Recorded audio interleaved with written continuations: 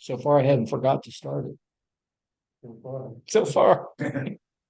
Well, I think it's a good idea. You started putting start and stop recording on there. It's a Yeah.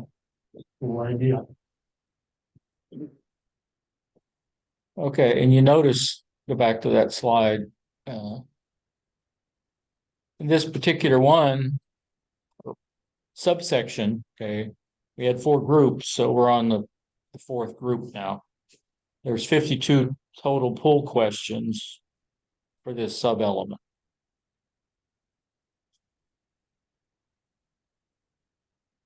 So we've done about 12 questions so far that will be on the exam.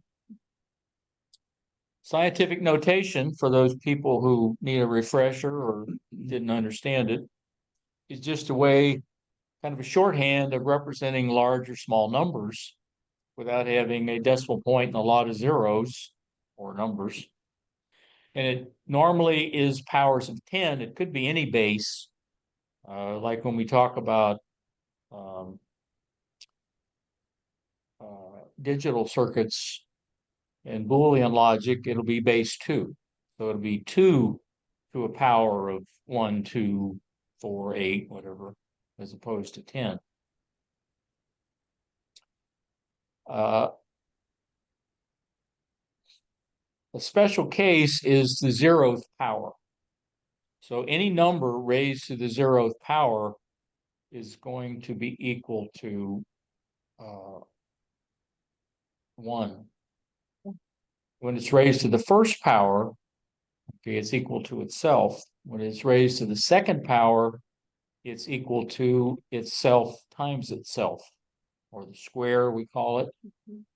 If it's the third power, you multiply it by itself 3 times, the fourth power 4 times, and so on.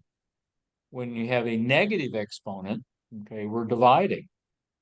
So 10 to the minus 2, for instance, would be divided by itself twice, or the reciprocal of 10 to the 2, or, like 1 over 10 to the 2. So it becomes smaller and smaller the larger the negative exponent. Bigger, the larger the positive exponent. So some examples down there, 10 to the 2 is 100, 10 to the 3 is 1,000.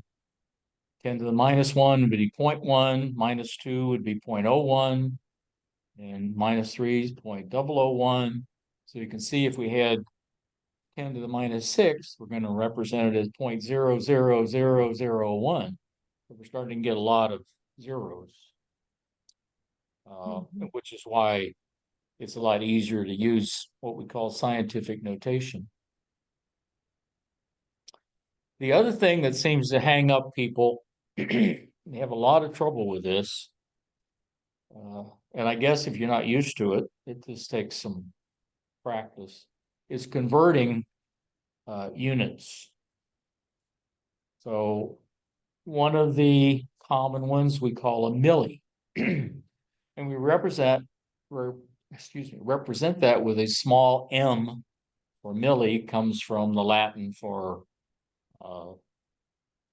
I guess 1,000.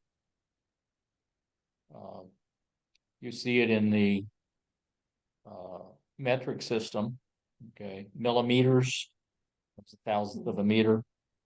We use it as milliamperes, millivolts. So a milliampere would be 1,000th of an ampere. We can represent it as 10 to the minus 3rd amperes, or we can represent it as 1 little ma. So there's 3 different ways to represent a milliamp. We have a microamp, or a micro, which is a millionth of whatever the quantity is, or 10 to the minus 6. So we could have microvolt, which would be 0.000001 volts, or 10 to the minus 6 volts, or 1 microvolt. That's a Greek mu sign. A lot of times people don't have that on the keyboard, or it's too hard to go look up special character, and they just use a small u to represent it.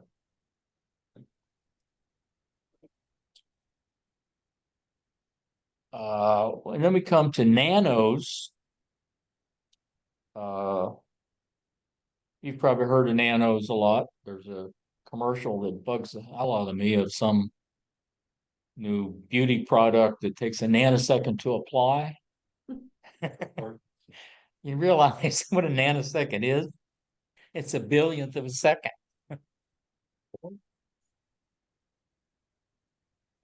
So we can have a nanovolt. Okay, we can have nanovolts 10 to the minus ninth volts, or one represented as small n v. It could be a nanoamp. It could be a nanofarad. Um, the next one down is a pico. Again, this is a thousandth of the previous one. So these prefixes go in thousands. So a milli is a thousandth. A micro is 1,000,000, would be a million. A nano is 1,000 million or a billion in US. And a pico is 1,000 billion or 1,000 nanos. Thousandth, should say. A picoampere, for instance, is a pretty small amount of current. But some actual semiconductor devices, some of their parameters are represented in picoamps. Okay, we start going the other way, and we go up. And the first one is a kilo. And this one's kind of an oddball because we use a small k. We use a capital for all the rest of them. So that's a little tricky question on the quiz. One of the questions, okay, but you got to realize it's a small k. So a kilovolt would be 1,000 volts or 10 to the third volts or 1 kV. Next is a mega, which is 1,000 times bigger. Okay, so it's a million or 10 to the sixth. And we call them, like in the frequency, we'd have a megahertz. So you use that a lot, which would be 1,000 hertz or 10 to the sixth hertz or 1 MHz. So it's a capital M and a capital H.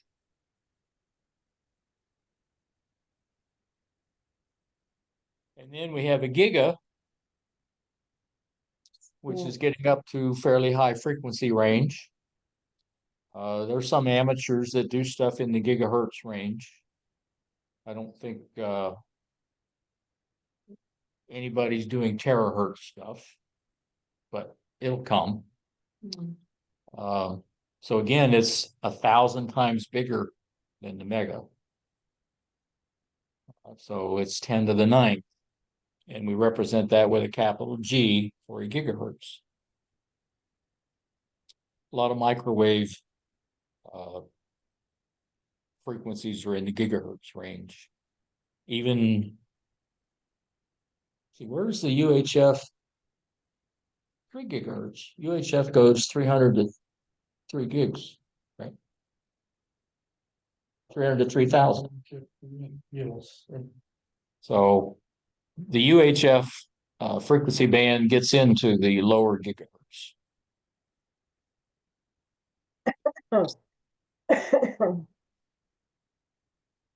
Was that a question?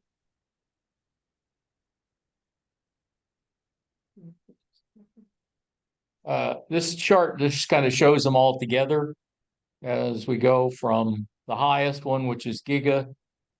If we were dealing with computers, we'd have a tera in there, which would be 1,000 gigabytes, let's say, in storage, because they're already up into the teras.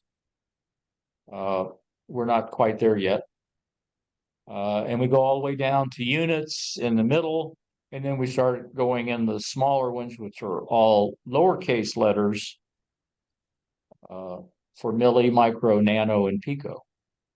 And you notice they all go by factors of 1,000 or an exponent of 3 times.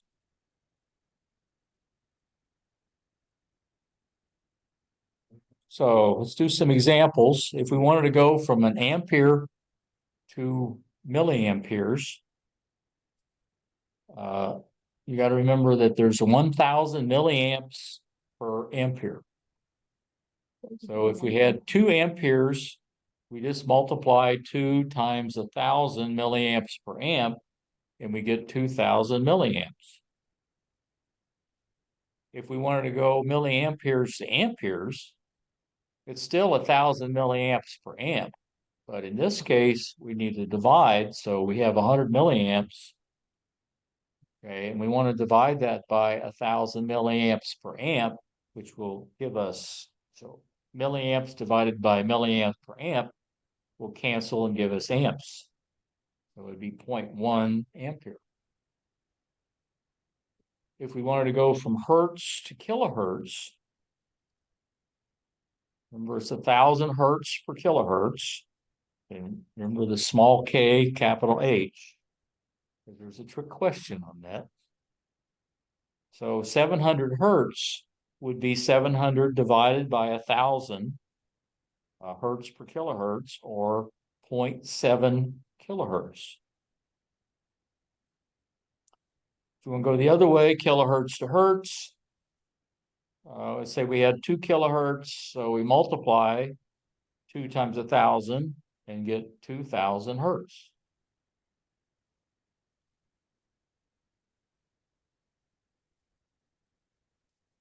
I find it easier. Some people try to remember that which way you move the decimal point. You move it 3 this way or 3 that way. I find that more confusing than trying to remember what's the conversion of how many milliamps per amp or whatever you're using. And then you just have to think about, do I divide it or do I multiply it to get the right answer? So if we wanted to go microvolts to volts, remember there's 1,000,000 microvolts in a volt. So if I had 70 microvolts, I would divide the 70 by the 1,000,000 to get volts, and it would be 0.0007, or 7 times 10 to the minus 6, if you want to write it in scientific notation. Going the other way, volts to microvolts, the conversion is still the same, but in this case, we multiply instead of divide. So we get 1.5 million microvolts. If we did watts or milliwatts to watts, conversion is just 1,000. So 100 milliwatts divided by 1,000 is 0.1 watt. And watts to milliwatts, we just do the opposite. We multiply. So half a watt would equal 500 milliwatts. If you do these for a while, they kind of become pretty obvious. I guess it's like learning Morse code by the sound. You can look at these and obvious what it is. I was noticing if you go a small and you're going to a bigger, Right. it's always times. Yeah. And if it's bigger going to small, it's always divided. Okay. So megahertz to kilohertz, 14.074 megahertz is a popular frequency for one of the digital modes, FT8. And that turns out to be 14,074 kilohertz. If we're going kilohertz to megahertz, another popular frequency is 7,074 kilohertz, which is 7.074 megahertz. That'd be the 40 meter band, where 14 is the 20 meter band. And we'll talk about those a little bit later, but those little band charts I handed out will have that on them. If we're going ohms to kiloohms, this is one where we divide. So we've got 10,000 ohms, uh, turns out to be 10 kilo ohms. Going the other way, kilo ohms to ohms, if we add 1.5 kilo ohms, we multiply and get 1,500 ohms. So it's the same as moving the decimal point. I just find it harder, more confusing to move decimal points. I agree.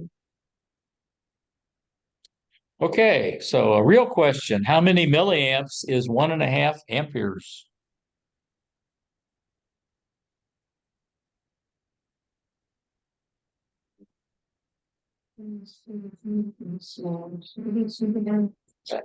Millis 1,000. I'm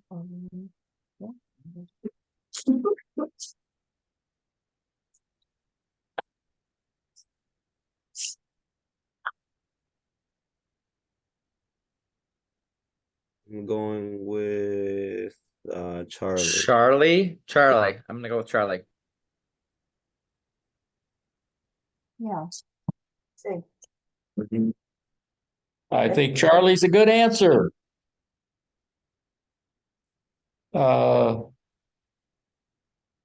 notice that A and B are not even close to being right. So it's kind of, if you were guessing, it would kind of be C or D, Charlie or Delta. Which is equal to 1,500,000 hertz. Now, in this one, they mix the answers up. Some are in kilohertz, some are in megahertz, some are in gigahertz.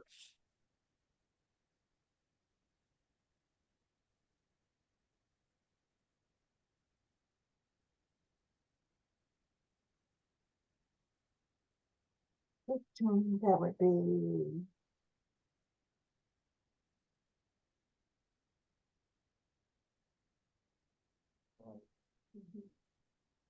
A, Bravo.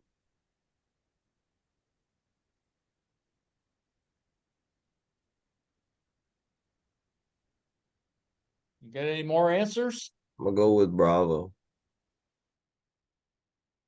Bravo. Well, let's see. I was right.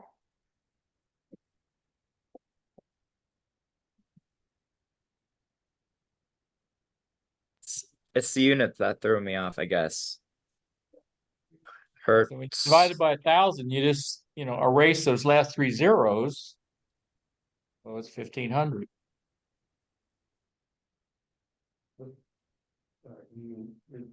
1.5 million hertz divided by 1,000.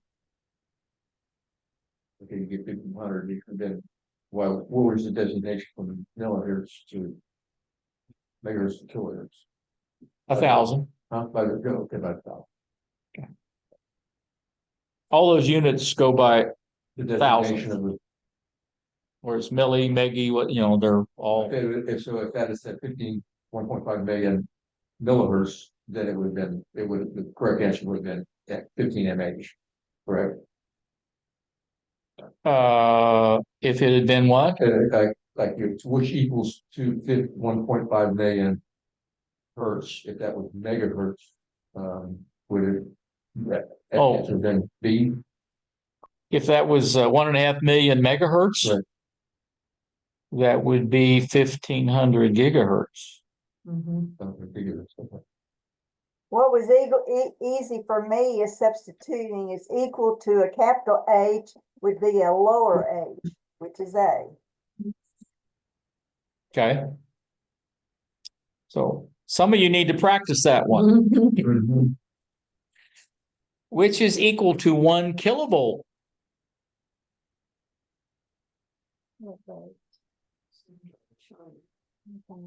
Charlie. Yeah. Yes.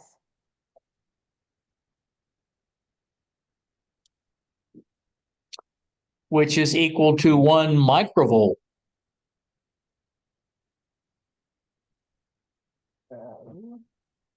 That's Alpha. Yeah. Mhm. Mhm. Which is equal to 500 milliwatts.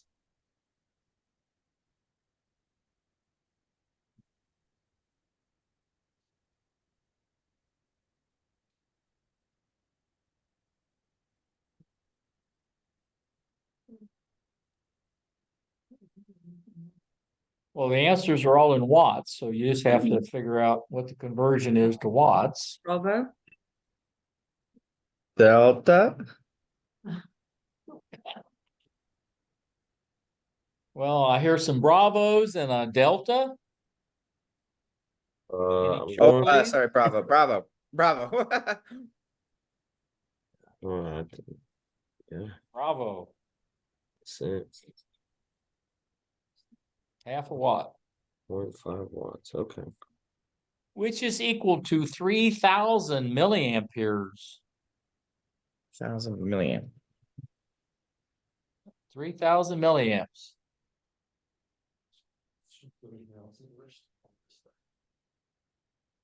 3,000 thousandths of an amp.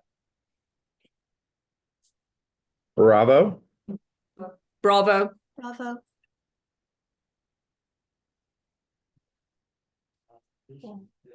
Oh, she's in school, so she's learning it like me. Yeah. So 3,000 milliamps is how many amperes? I'm going to watts. Oh, great. Well,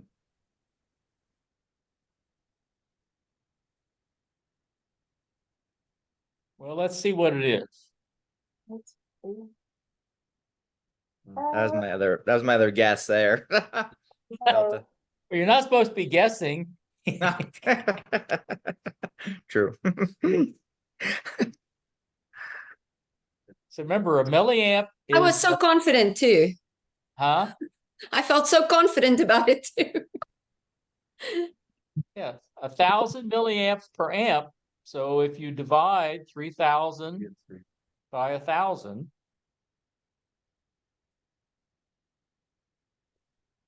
what is the abbreviation for kilohertz?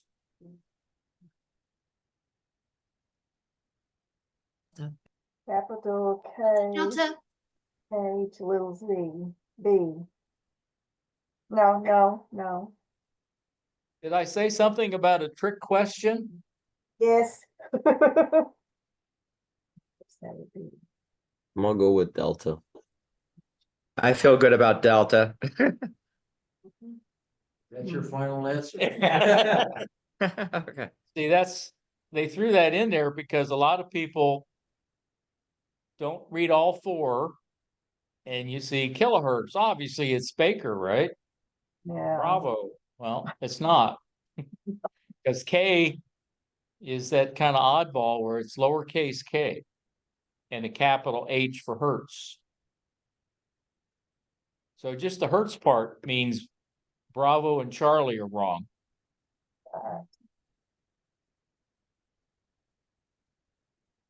What is the abbreviation for megahertz?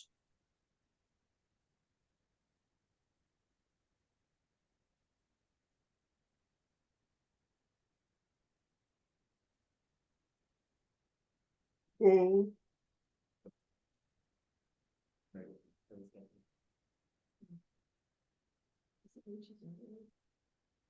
Delta. Second that, Delta. So, Okay, delta, capital M and capital H, which is equal to 3.525 megahertz.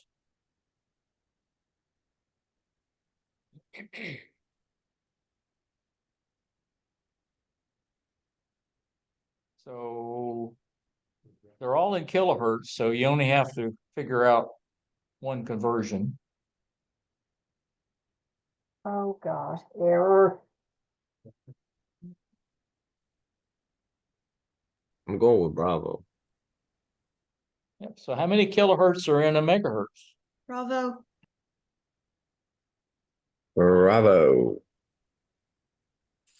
1,000. Oh, Charlie.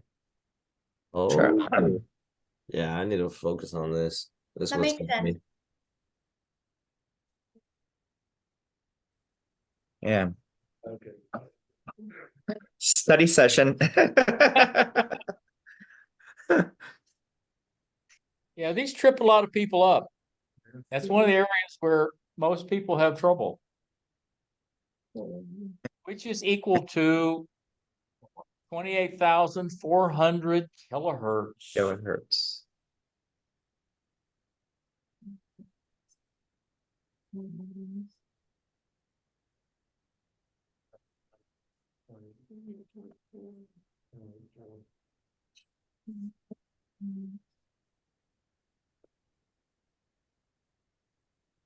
Delta?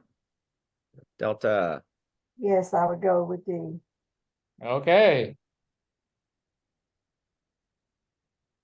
Yeah, obviously not alpha. Yeah.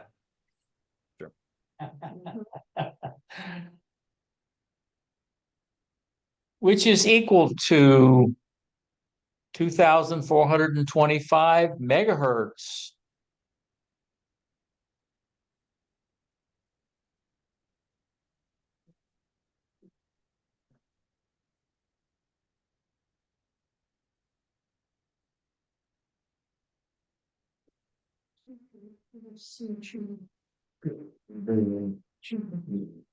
Charlie, Charlie. Oh, I was did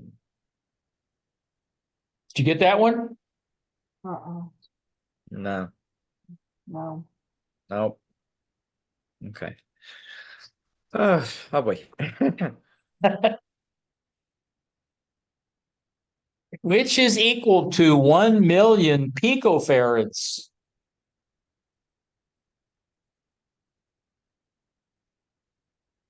Remember, a picofarad is 10 to the minus 12 farads.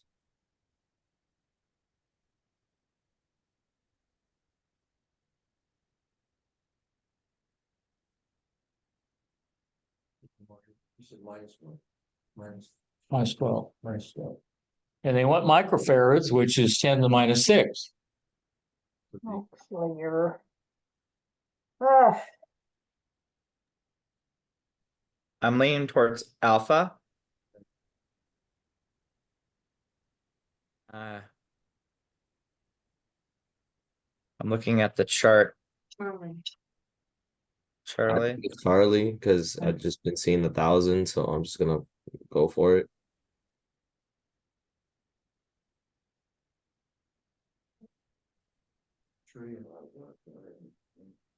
Well, what's the conversion? How many picofarads are in a microfarad? A million, right? 10 to the 6. that's 10, 26. Micro. So if I have a million picofarads and there's a million picofarads in a microfarad, how many microfarads is it? 5, 6, 7, 8, 12. And Well, let's see. Oh, bravo. Oh Bravo. wow. Oh dear. It said right there, it said 1 million picofarads and 1 microfarad.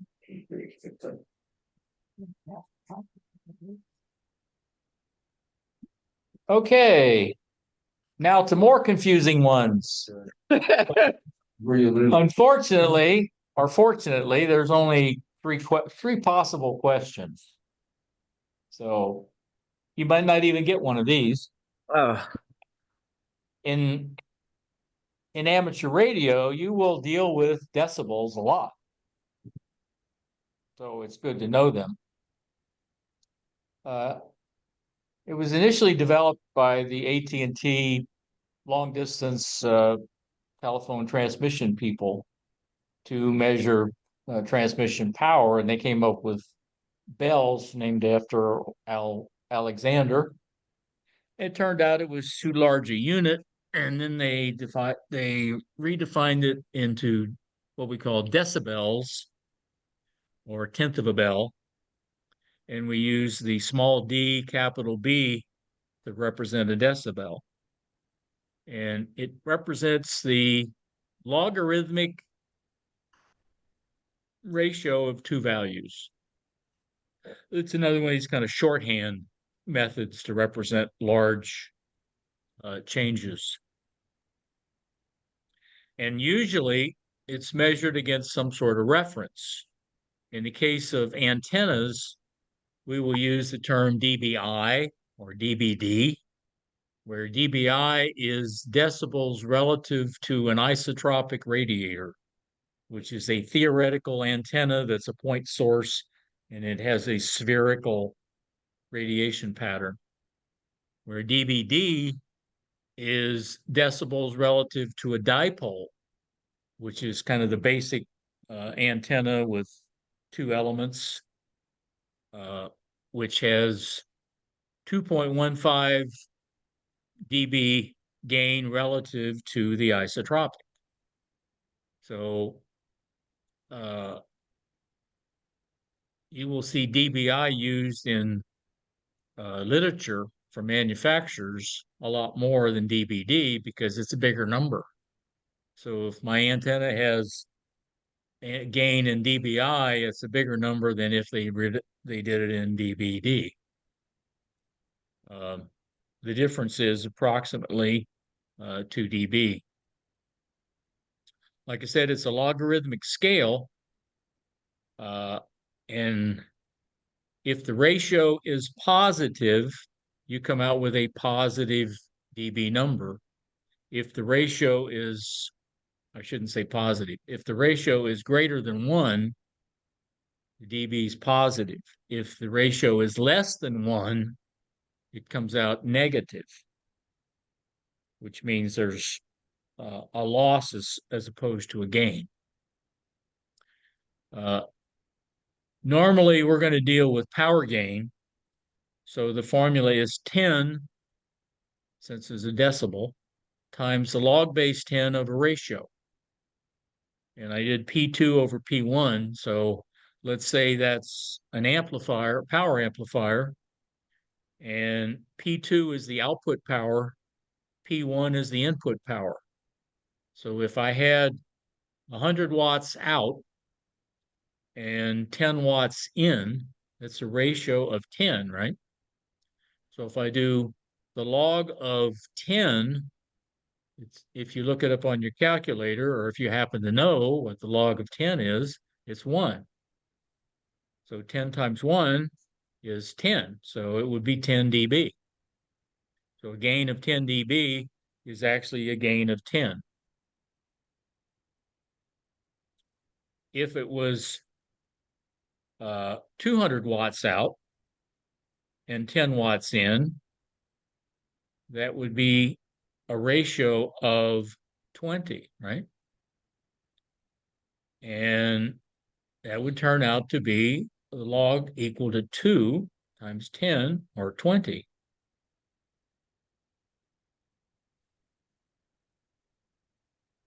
If we do voltage or current, because of the fact that power is a square and voltage and current aren't, if you remember that power formula with the I squared or E squared, this is where it affects it. So we use 20 times the log when we're doing voltage or current, but you don't have any questions dealing with those, so you don't really need to remember that.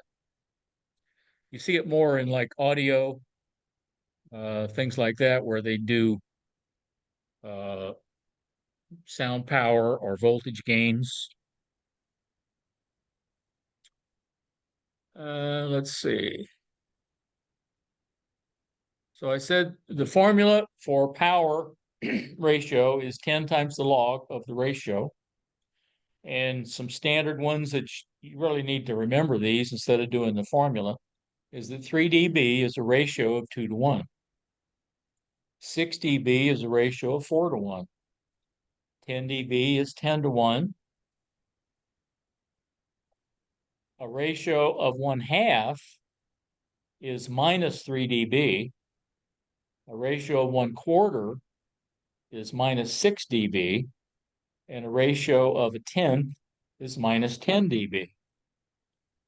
If I was going to go up, 20 dB would be a ratio of 100.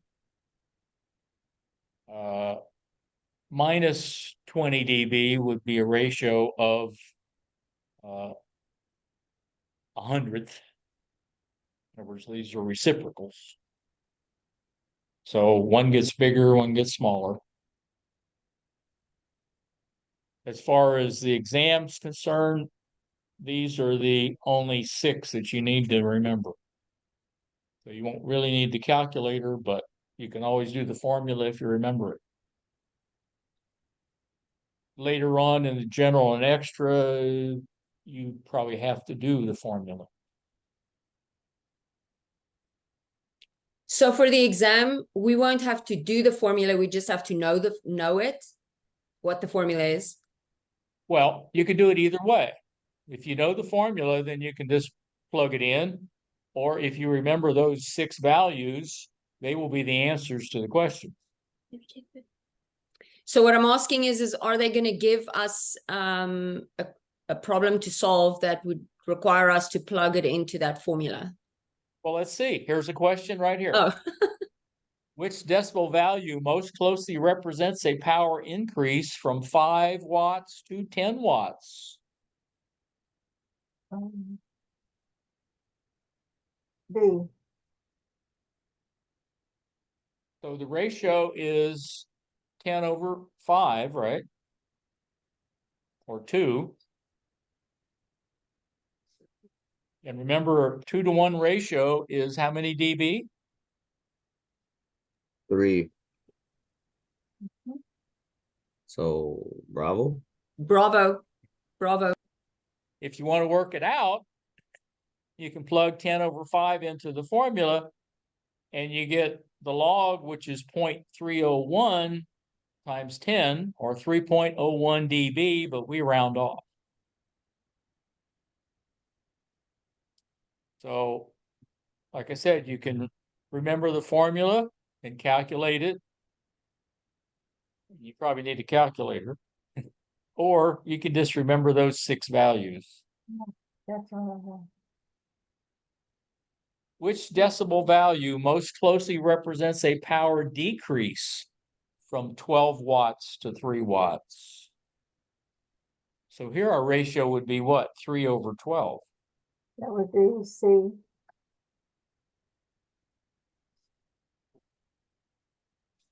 Yeah, I'm going with Charlie as well. And they already, since it's a power decrease, they know it's going to be a negative dB value.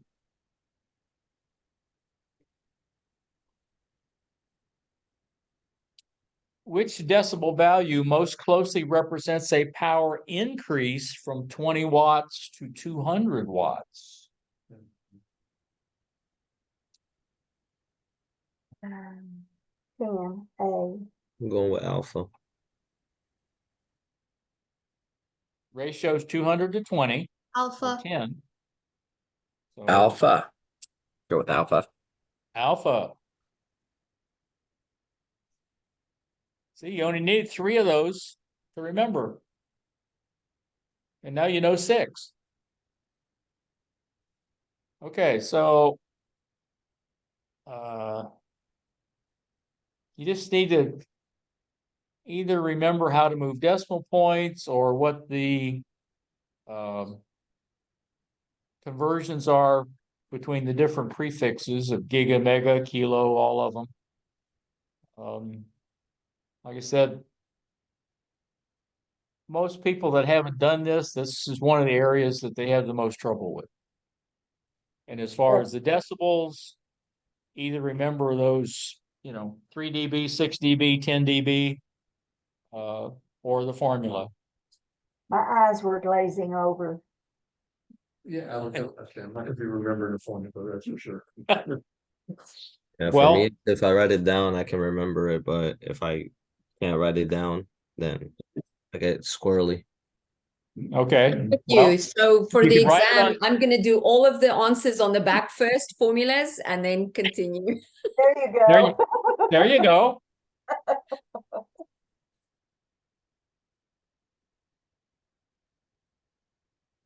Okay, so